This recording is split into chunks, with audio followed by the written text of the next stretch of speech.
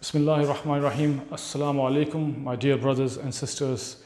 Yesterday I came across a video where this fashion designer, he was telling about the pros and cons of hijab. Actually were more sort of cons of hijab, that one should not wear hijab during the lectures in college or school or university. So I was like a bit alarmed at what has a fashion designer got to do with university and lectures. So I researched it a little bit more and I found out that it was not actually a fashion designer, it was actually a physicist. A physicist talking about what women should wear and what they should not wear. I mean, this is amazing that a physicist, rather than concentrating on his department and giving lectures to the students and do something for Pakistan in the field of science and technology, he is more interested in what women should wear and what they should not wear. No wonder that Pakistan is way behind other countries in science and technology, just because I think that physicists are busy, lecturing people about what they should wear and what they should not wear. And this guy, his name is Hoodbhoy, Professor Hoodbhoy. I mean, he was saying that it's very difficult for him to communicate with hijabis. I mean, I don't understand that how it is difficult to communicate, because they can hear properly and all they have to do is they have to nod like this, and say that, yes sir, we understood. I mean, hijab does not cover your ears, or is not a cork that you put in your ears and then you don't know what the next person is talking about. And I don't know what a student does not have to uncover her face and then, she should say something like, oh yes sir, I understood what you just said, and then give all the face expressions and whatnot, so that the teacher is happy that the person understood.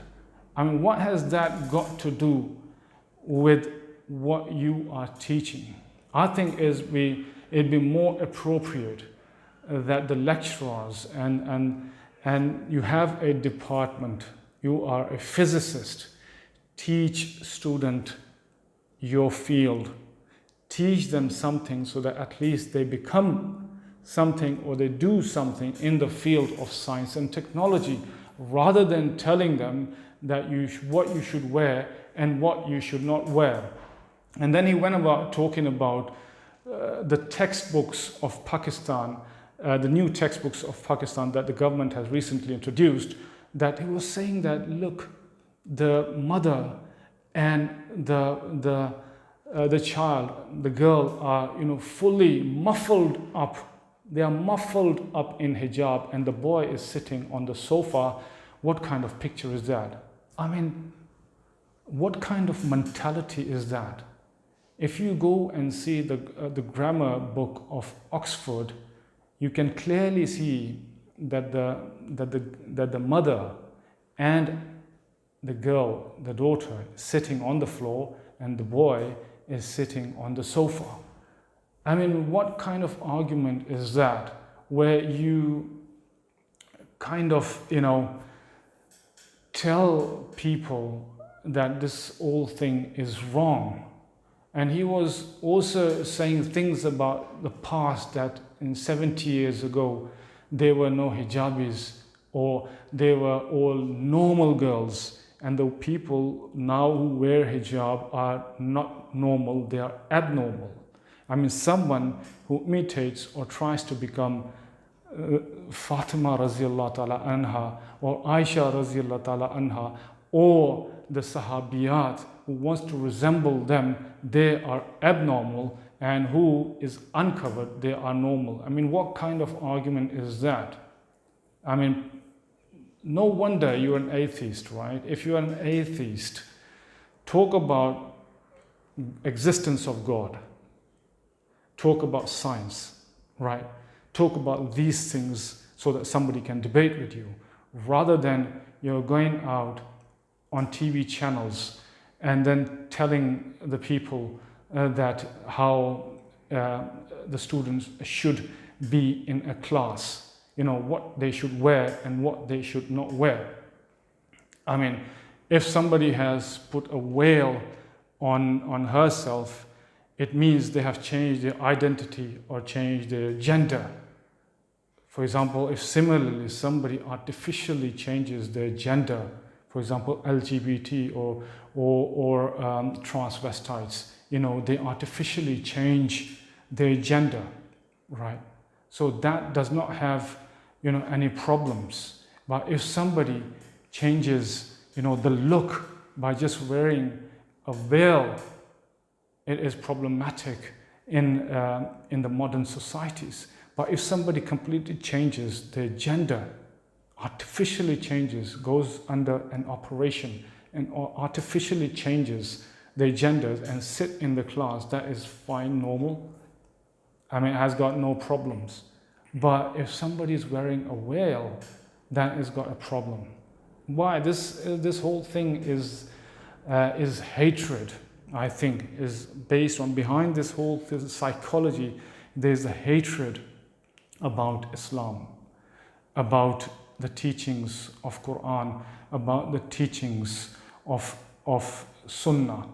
This clearly shows that this person does not like what the Prophet ﷺ has, the code that he has given us.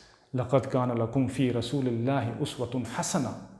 Man, he is the best example for you to follow. That's what the creator of the heavens and the earth, the master of the universe, is saying, that he is the creator. And he is telling that this person, Muhammad sallallahu alaihi wasallam, is the best example for you to follow. So whatever he gives you, you should take it, rather than going against it. If you've got a problem, you should not, come out and speak like that, against it, against the hijab. And it's very clear from Quran as well, that one should wear the hijab, the veil, right? It's in Surah Azab. You can check it out in my other videos, and I've clearly explained all that. So this person, Hoodbhoy, a professor or physicist, should concentrate on his field, should concentrate on his department. No wonder we are, far behind the other countries, because our teachers, because our professors are busy lecturing people about what they should wear and what they should not wear. I mean, I was amazed to see this person on TV talking about these things. But what else can I say? One should stick to their departments, right? They should not come out of their departments and start talking about it, right? So I hope, this little talk was of some kind of benefit for you as well. So assalamu alaikum wa rahmatullahi wa barakatuhu.